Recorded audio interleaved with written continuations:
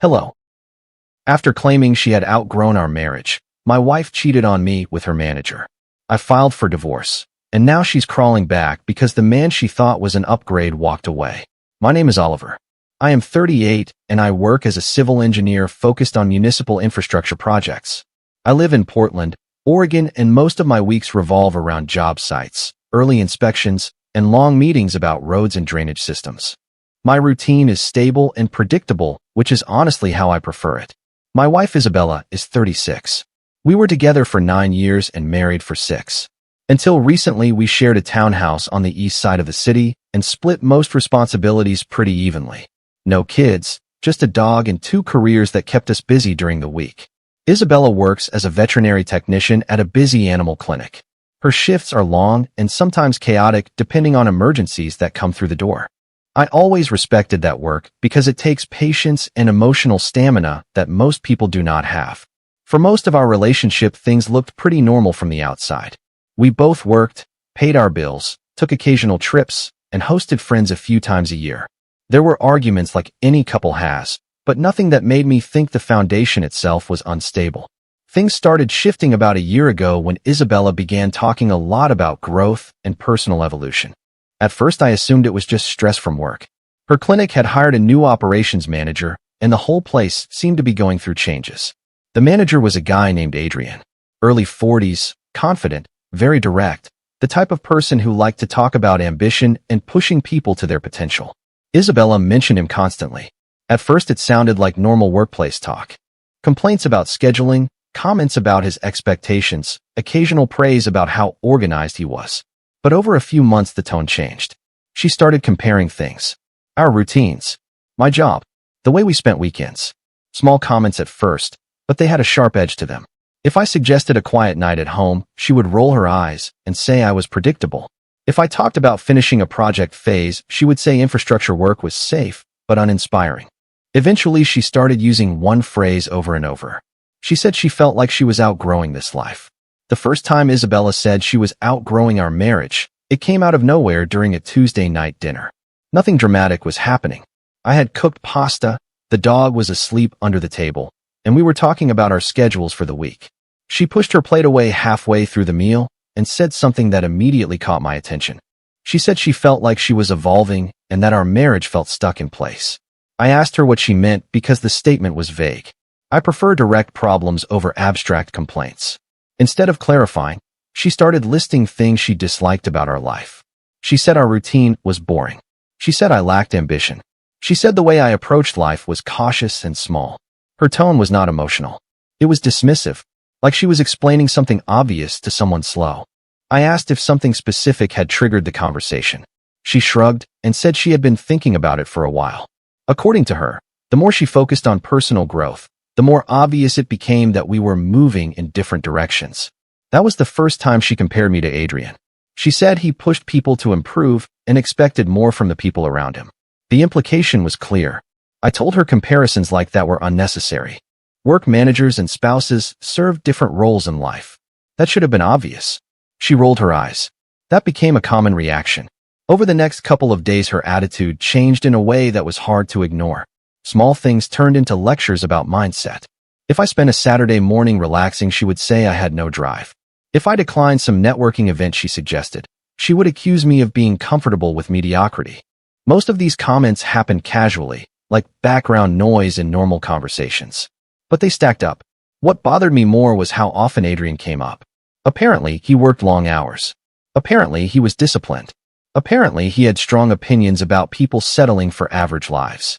Isabella repeated those opinions often, not as stories, as criticisms directed at me. I am not someone who ignores patterns. My job depends on identifying small structural problems before they become expensive failures. So when Isabella's attitude shifted that quickly, I paid attention. Within those couple of days, the tone of our house changed. She became openly dismissive about almost everything I did. If I talked about a project deadline, she would say it sounded repetitive. If I mentioned meeting an old college friend for coffee, she would say I surrounded myself with people who were also comfortable being average. The word average became her favorite insult. At first, I tried to redirect the conversations. I asked directly if she was unhappy in the marriage or if something else was bothering her at work. She never answered the question in a straightforward way.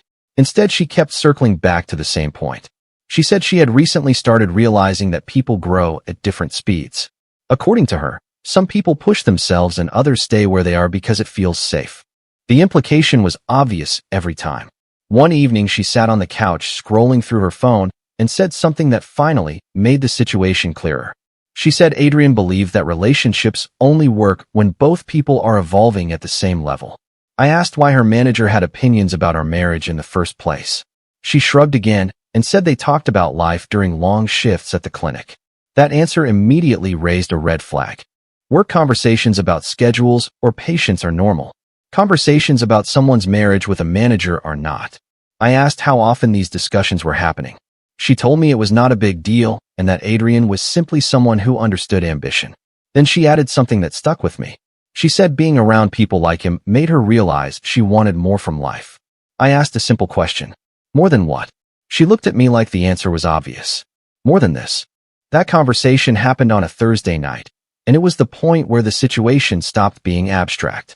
Up until then, Isabella had been throwing out vague comments about growth and ambition, but that sentence made the real message obvious.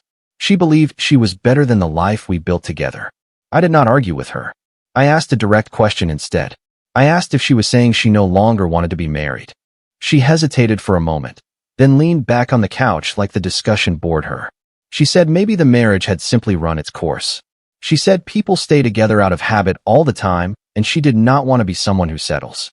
The word settle again. I asked if Adrian had anything to do with this shift in perspective. She immediately got defensive and said I was being insecure. Then she added something that answered the question anyway. She said at least Adrian understood what it meant to expect more out of life. That was enough information for me. I told her something very simple. If she believed our marriage was something she had outgrown, then there was no reason for her to stay in the house. She stared at me like she expected an argument or some kind of negotiation. There was none. I explained the situation clearly. The townhouse was in my name because I had purchased it before we got married. Legally, there was nothing stopping her from leaving for a few days if she believed the relationship was finished. She laughed at first. She thought I was bluffing. Then she realized I was already standing up and grabbing a suitcase from the hallway closet. I placed it on the bed and told her she should pack what she needed.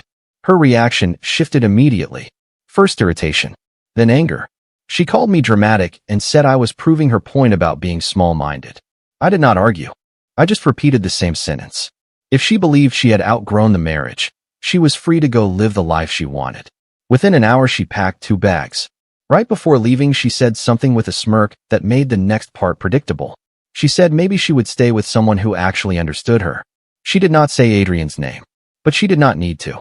Isabella left the townhouse around 9 that night. She did not slam the door or create a dramatic exit. She walked out with both bags, got into her car, and drove away like she had already planned the move. That detail mattered. If someone leaves calmly after a fight like that, it usually means they already know where they are going. But the important part is that I had already started preparing for the possibility that the marriage was ending. The moment Isabella began talking about outgrowing our relationship and comparing me to her manager, I stopped treating the situation like a temporary argument. Earlier that same day, before the fight even happened, I had quietly looked up divorce attorneys in Portland. I did not call anyone yet, but I saved 2 contacts and read through the legal process in Oregon. When someone starts framing their spouse as an obstacle to their growth, the outcome usually moves in one direction. That night after she left, I did not text her and I did not call. Instead, I focused on practical things. I locked the doors, took the dog out for a walk, and sat down at the kitchen table reviewing the information I had already gathered. By the time I went to sleep, I had made a decision. If Isabella was serious about leaving the marriage, I was not going to drag out the process. The next morning, I woke up early for work like usual. Around 7, my phone buzzed with a notification. Isabella had posted something on social media. Normally, I ignore that kind of thing, but the timing made me curious. The photo showed her sitting at a restaurant patio with a drink in front of her. Across the table was Adrian. He was leaning into the frame, smiling like they had been out celebrating something. The caption said something about surrounding yourself with people who push you forward. It was not subtle. At that point, the situation became very simple. Less than 12 hours after telling me she had outgrown our marriage, she was publicly sitting across a dinner table from the man she kept comparing me to. So during my lunch break that day, I called one of the attorneys whose number I had saved earlier. The consultation was scheduled for Monday morning. Monday morning, I met with the attorney. His office was in a small building downtown, not far from the courthouse. The meeting was calm and very procedural, which is exactly what I wanted. Divorce is mostly paperwork and timelines when there are no children involved. I explained the situation from the beginning. I told him about the comments Isabella had been making about outgrowing the marriage, the fight that led to her leaving the house, and the social media post with her manager the next morning. He nodded a lot while taking notes. The most important point was the townhouse. I had purchased it 2 years before we got married, and the mortgage and title were entirely in my name. That simplified things legally.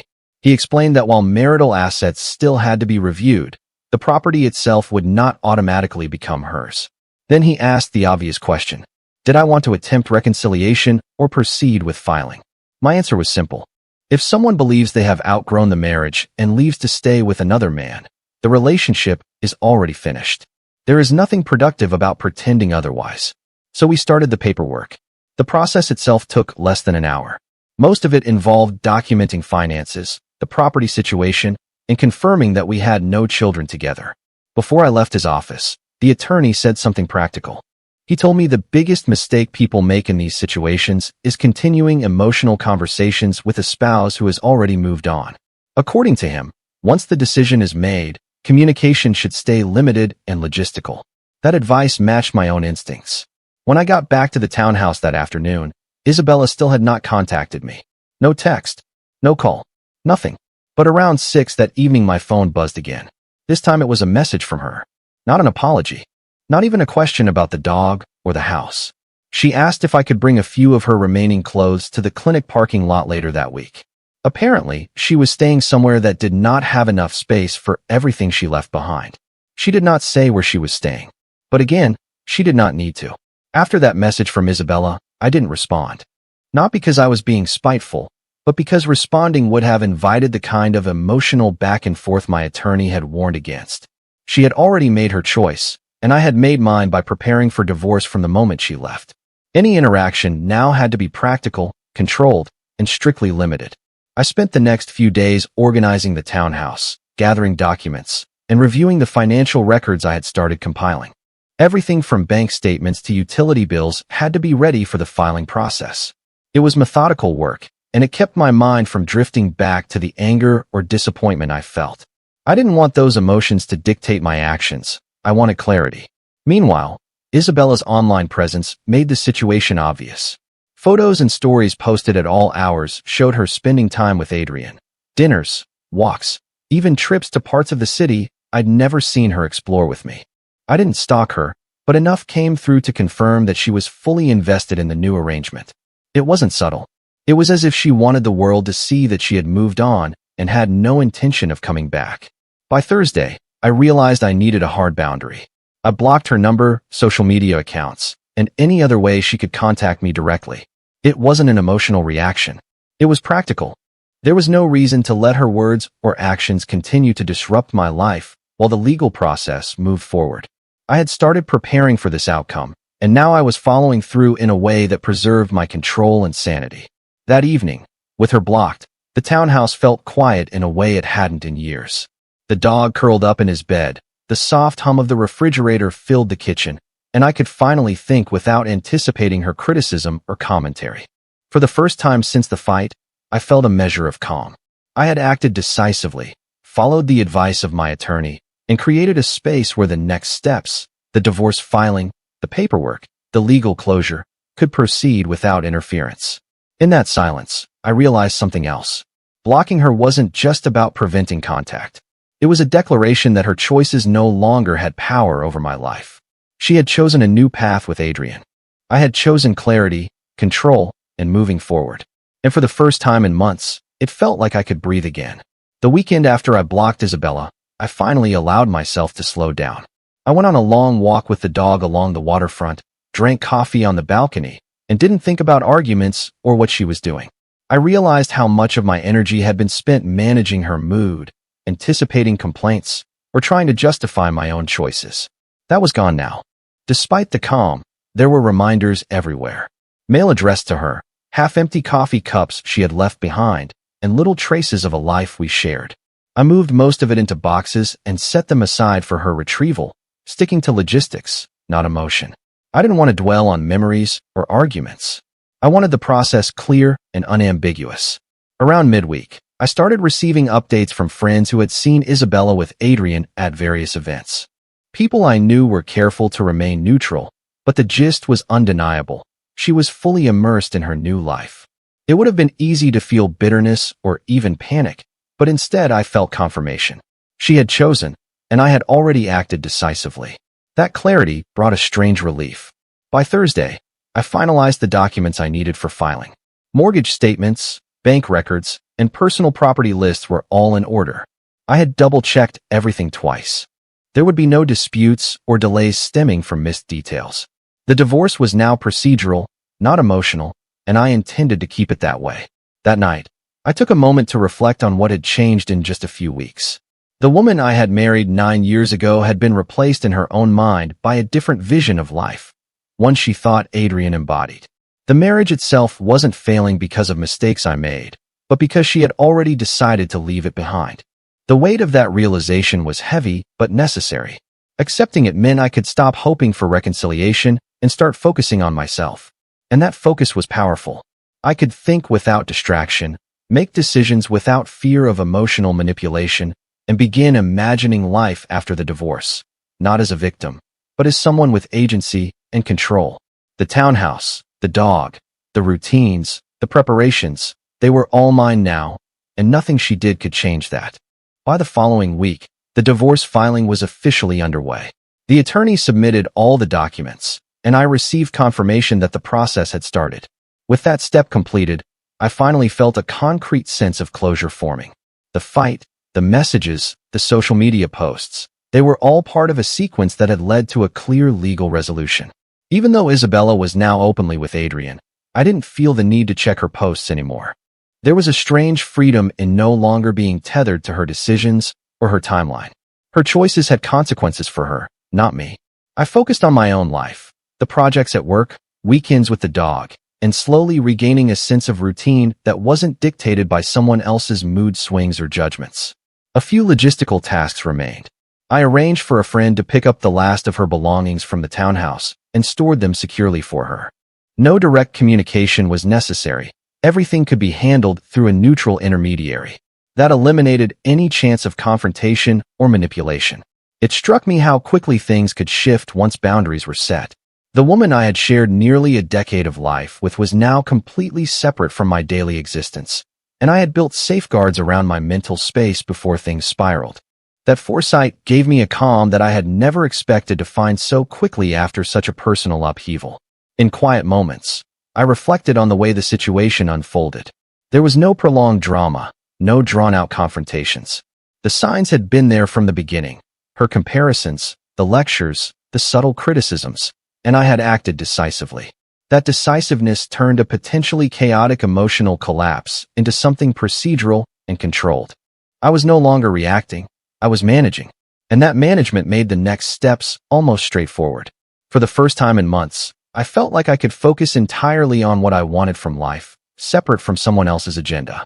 It wasn't about anger or revenge. It was about clarity, stability, and moving forward on my own terms. A few weeks later, the divorce was finalized. The paperwork confirmed what I had already known and prepared for. Isabella had no claim to the townhouse, and there were no complications with other shared assets. Legally, everything was clean. Emotionally, the weight of anticipation and uncertainty was gone. The day the divorce was official, I woke up early, took the dog for a long walk along the river, and let the quiet settle over me. There was no bitterness or desire for confrontation. There was only clarity. The past 9 years had been significant, but they were behind me. I was free to focus on my life without the interference of someone who had already moved on mentally and emotionally months before leaving. In the weeks that followed, I settled fully into a new routine. Work projects demanded attention, the dog required walks and care, and I began exploring hobbies and routines I had neglected while managing her moods and expectations. There was a sense of calm and control I had not felt in years. The townhouse felt like a sanctuary instead of a shared space under constant scrutiny. Every time I thought about Isabella and Adrian, it was detached. I knew they were together, that she had made her choice, and that I had already acted in accordance with my own values and needs. There was no need for revenge, no need for dialogue, and certainly no need for emotional upheaval. She had chosen her path. I had chosen mine. Looking back, the clarity came from decisive action and preparation. By anticipating her moves, setting firm boundaries, and treating the situation with procedural logic rather than emotion, I preserved not just my assets, but my peace of mind. Her attempts to compare, belittle, or manipulate had no power once I created clear limits. In the end, it wasn't about winning or losing. It was about recognizing when a relationship had ended, acting responsibly, and reclaiming control over my life. And in that reclamation, I found a sense of calm and self-respect that I had not realized was possible in the midst of so much upheaval. The chapter with Isabella was over, but the next chapter of my life, measured, controlled, and self-directed, was just beginning. Bye-bye.